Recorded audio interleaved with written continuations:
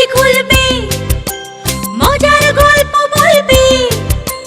ঠাকুমা ঝুলি খুলবে, মজার গল্প বলবে।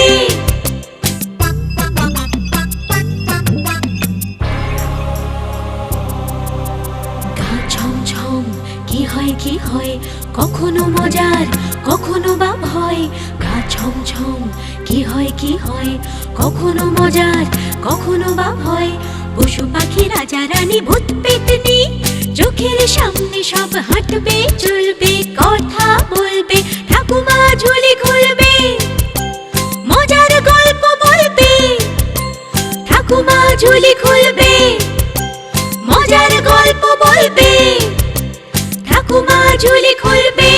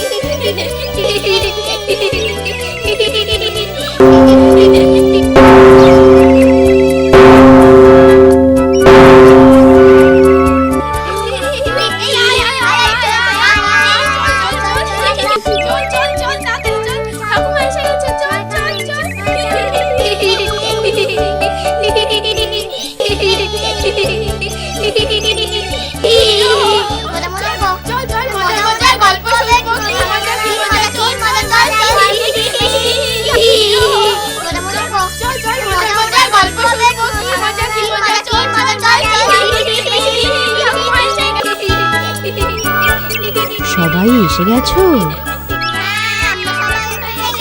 এবার তাহলে চুপ করে বসো, আমি আমার ঝুলি থেকে গল্প বার করি। শোনো, এক গ্রামে এক ব্রাহ্মণ ও ব্রাহ্মণী বাস করত। একদিন হয়েছে কি, একটা সুখবর শুনেছো গিন্নি? আমাদের জমিদার মশাইয়ের পুত্র সন্তান হয়েছে।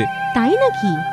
তা বেশ, এ তো আনন্দেরই কথা, কিন্তু তোমায় যেন একটু বেশি খুশি মনে হচ্ছে। তা হবে না, জমিদার মশাইয়ের অনেক দিনের স্বাদ পূর্ণ হয়েছে। প্রাসাদে উৎসব হবে, আর সেই উপলক্ষে ব্রাহ্মণ পর্যন্ত হবেই হবে। কতদিন যে সেসব রাজকীয় খাবার খাইনি, এবার একেবারে কবজি ডুবিয়ে খাবো। আহা, গাছে কাঁঠাল আর গোঁফে তেল, আগে তো নেমন্তন্ন করুক। ওই শোনো, বলতে না বলতে। শোনো শোনো শোনো শোনো দিয়া মন, খুশির কথা বলি শোনো সকল প্রজাগণ। মহান জমিদারের হলো পুত্র সন্তান, সেই আনন্দে প্রাসাদে কাল বস্ত্র হবে দান। আর দ্বীপ্রহরে সেথায় হবে ব্রাহ্মণ ভোজন, যেথায় যত বামুন আছো রইল নিমন্ত্রণ। শুনলে কি বলে গেল? শুনলে? হ্যাঁ, এদেশে বামুনের সম্মান এখনো আছে। গোবিন্দ গোবিন্দ, পেট ভরলেই আনন্দ। গিন্নি, আজ রাতে আর খাবো না, উদরকে একটু বিশ্রাম দিতে হবে। কাল দ্বীপ্রহরে মহাভোজ। শুধু নিজের কথাই ভাবছো? আমার বুঝি ভালো মন্দ খেতে ইচ্ছে করে না? আচ্ছা পিটুক তুমি। আহা, চড়ছো কেন? খালি হাতে ফিরবো নাকি? যাবো, খাবো, আবার রাতে দুজনের আহার নিয়েও আসবো। বামুনের ঝোলা কি খালি থাকবে? পরদিন সূর্য ওঠার সাথে সাথে বামুন জমিদার গৃহে যাত্রা শুরু করে। কিছু দূর যাওয়ার পর জঙ্গলের পথ। বামুন ভয়ে ভয়ে জঙ্গলের পথে হাঁটে। এই গভীর জঙ্গল রে বাবা, শেষে বাঘের পেটে প্রাণটা না যায়। বলতে না বলতে বামুন দেখলো পথের ধারে মস্ত একটা বাঘ পচা পুকুরের পাঁকে পড়ে হাবুডুবু খাচ্ছে। আরে, বাঘটা ওখানে কি করছে? না বাবা, কাছে গিয়ে কাজ নেই, বাঘটা পাঁক থেকে ওঠার আগেই পালাতে হবে। ও বামুন ঠাকুর, শুনছো? ও বামুন ঠাকুর, ভয় পেও না, ভয় পেও না। দয়া করে এদিকে এসো, আমায় বাঁচাও, নইলে এই পাঁকে ডুবে আমি মারা যাব যে। দয়া করে উদ্ধার করো আমায়। আহা, ডেকে বিপদ আনি আর কি। তোমার চালাকি আমি বুঝি না। তুমি হিংস্র বাঘ, আমি তোমাকে বাঁচালে তুমি তো আমাকেই খেয়ে ফেলবে। দোহাই ঠাকুর, দোহাই, কথা দিচ্ছি আমি তোমাকে খাবো না, আমাকে বাঁচাও। আচ্ছা, এত যখন মিনতি করছো তোমার কথাই রাখি, কিন্তু তুমিও কথা রেখো, আমাকে খেও না জানো। সে আর বলতে। ঠাকুর, ঠাকুর তুমি ভয় পেও না, আমার কথার খেলাপ হবে না।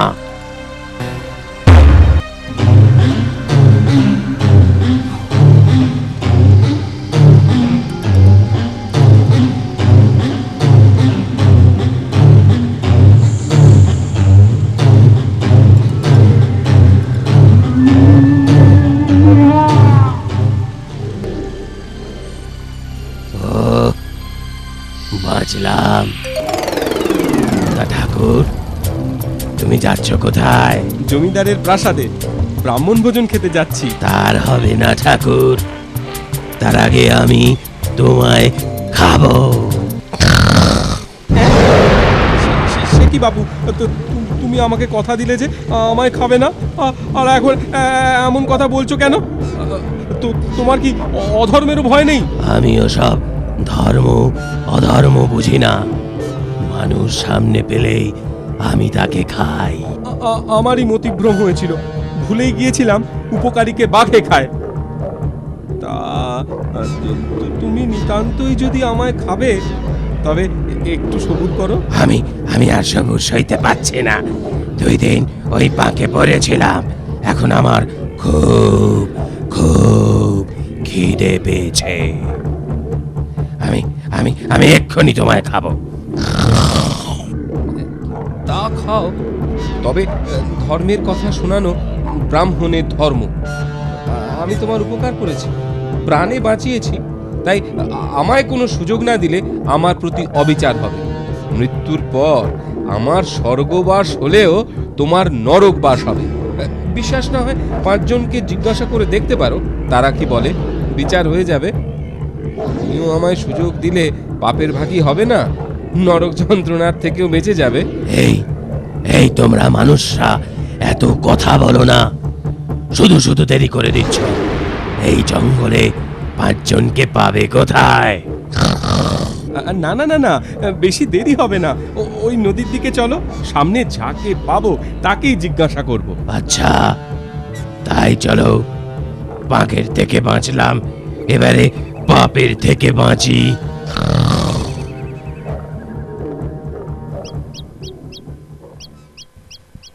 ওই তো একটা বট গাছ, ওকেই জিজ্ঞাসা করি চলো।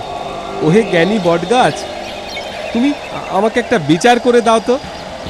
এই বাঘকে আমি পাঁক থেকে তুলে বাঁচিয়েছি, এখন ও আমাকেই খেতে চায়। আমাকে খাওয়া ওর উচিত কি? নিশ্চয়ই উচিত। বলো কি, এ কেমন বিচার হে?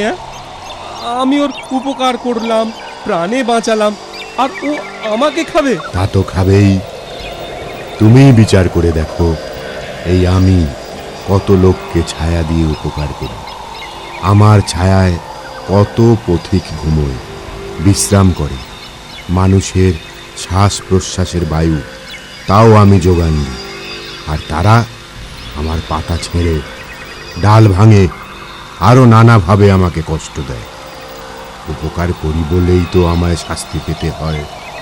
তবে বাঘই বা তোমাকে খাবে না কেন? কি বামুন ঠাকুর, শুনলে তো? আর দেরি করে লাভ কি?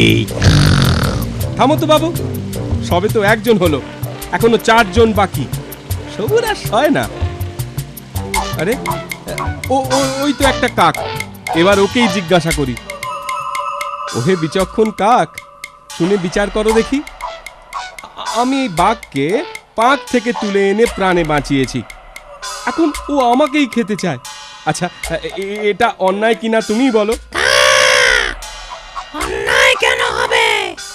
বাঘ যদি তোমাকে খায়, ধর্মের কাজ করবে।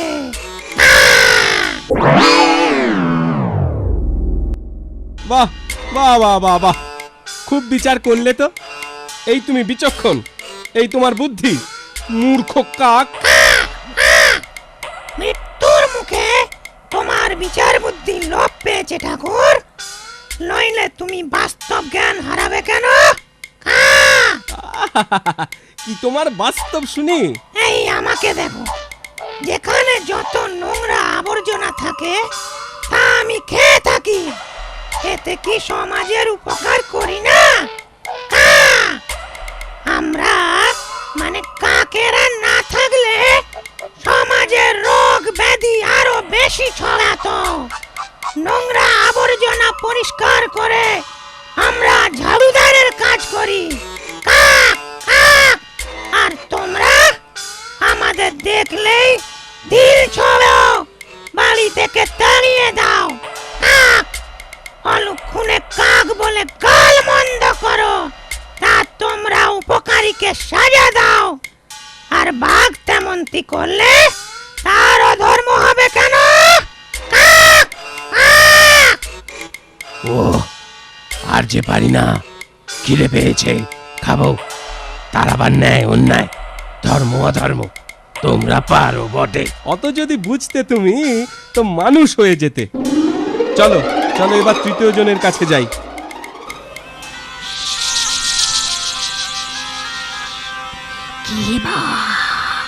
কে বামুন ঠাকুর, তোমরা একসাথে কোথায় চললে? ব্যাপারটা কি বলো দেখি।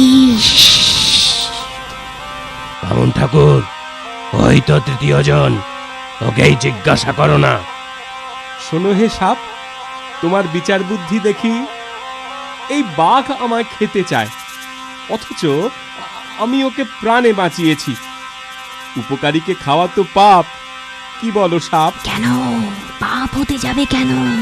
এটাই তো রীতি। বাঘ মানুষকে খাবে না তো কি শাক পাতা দুব্ব ঘাস খাবে? না না না না, কিন্তু আমি তোর উপকার করেছি। উপকার কি আমি করি না? চাষের জমির পোকামাকড় ইঁদুর খেয়ে আমরা ফসল বাঁচাই, সেই ফসল খেয়ে মানুষ বেঁচে থাকে।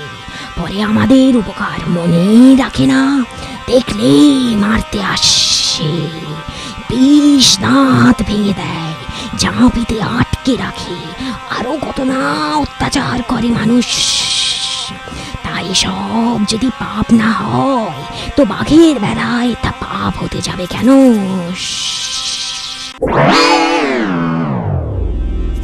তো তোমায় বিচার করতে বলাই ভুল হয়েছে। সাপের আবার পাপের বিচার, যত সব।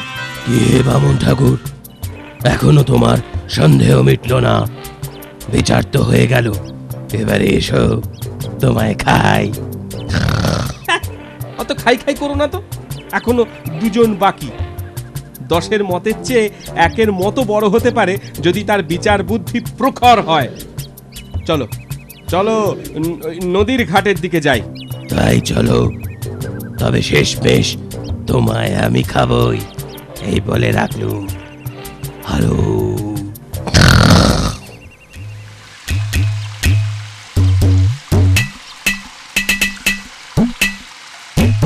ঠাকুর, ওই হাঁড়িকে জিজ্ঞেস করো, দেরি করো না, খিদেতে পেট চ করছে। ওহে হাঁড়ি, একটা কথা শোনো। আমি এই বাঘকে প্রাণে বাঁচিয়ে পাঁক থেকে টেনে তুলেছি, আর এই অকৃতজ্ঞ বাঘ এখন বলে কি না আমায় খাবে। আচ্ছা, তুমি বিচার করো, এটা কি উচিত? এতে আর সন্দেহ কি? বাঘের উপকার করেছো বলে তুমি তো আর মাথা কিনে নাওনি। আমিও তো কত লোকের উপকার করি, লোকে আমাতে জল রাখে, ভাত রাঁধে, আরো কত কি করে। শেষে এই উপকারের জন্য আমি কি পুরস্কার পাই জানো? হয় আগুনের উপর জ্বলে পুড়ে মরি, না হয় কাজ পুরোলে আমাকে ফেলে দেওয়া হয়। সেই জন্যই বলছি, উপকার করলে তার ফল এভাবেই ভোগ করতে হয়। সুতরাং বাঘ তোমাকে খাবে, এতে আর অবাক হওয়ার কি আছে? শুনলে তো, আর কারোকে জিজ্ঞেস করে কাজ নেই। এসো, এবার তোমার ঘাড় মটকাই। এই তোমাদের বড় দোষ, এতটুকু ধৈর্য নেই। আর তো মোটে একজন বাকি, সে যদি বলে খেও, তখন আমারও কোনো দুঃখ থাকবে না, আর তোমারও কোনো পাপ হবে না।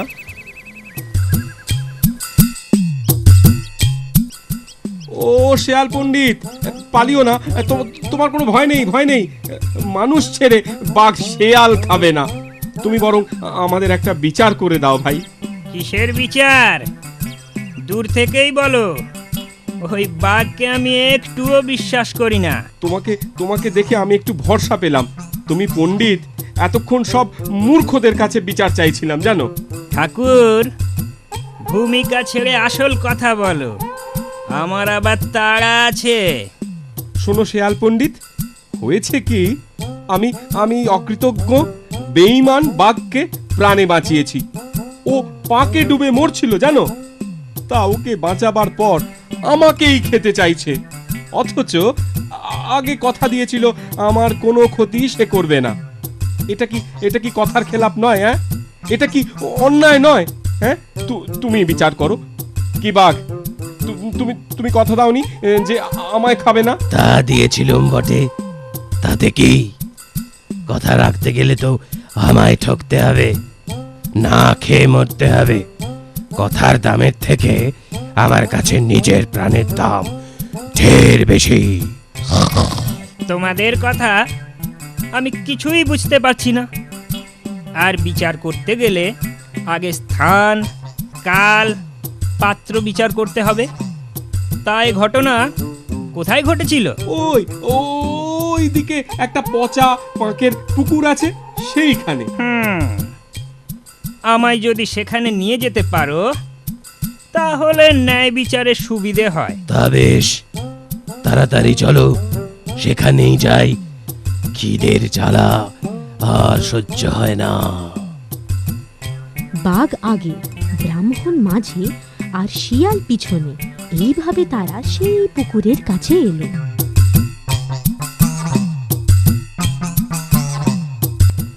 কি বাঘ মামা, তুমি কোথায় পড়েছিলে?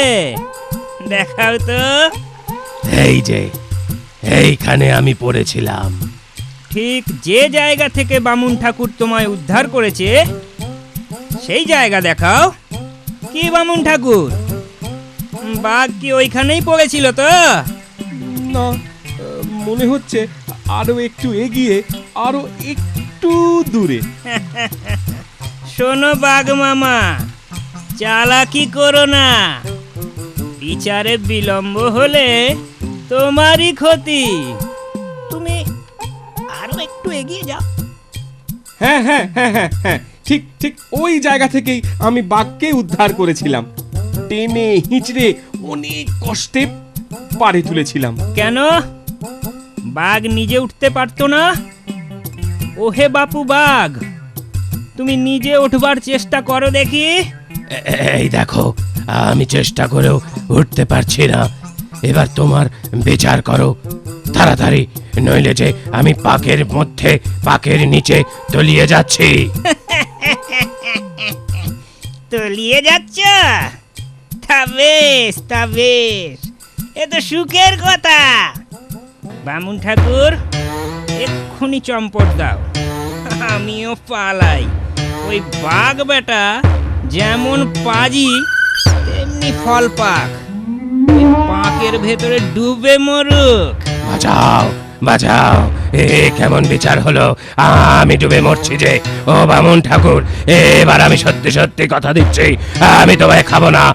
আমাকে বাঁচাও, বাঁচাও, বাঁচাও, বাঁচাও, বাঁচাও, বাঁচাও, চেঁচাও চেঁচাও, এবার যত পারো চেঁচাও। আমি আর কর্ণপাত করছি না, আমার ভালোই শিখতে হয়েছে। সে ভুল আমি আর করব না। ধন্যবাদ শিয়াল পণ্ডিত, তোমার সারা জীবন মনে থাকবে। এই বলে ব্রাহ্মণ ও শিয়াল চম্পট দিল, আর বোকা বাঘ ছটফট করতে করতে ক্রমেই ডুবতে থাকলো। আমার কথাটি ফুরলো, নোটে গাছটি মুড়লো।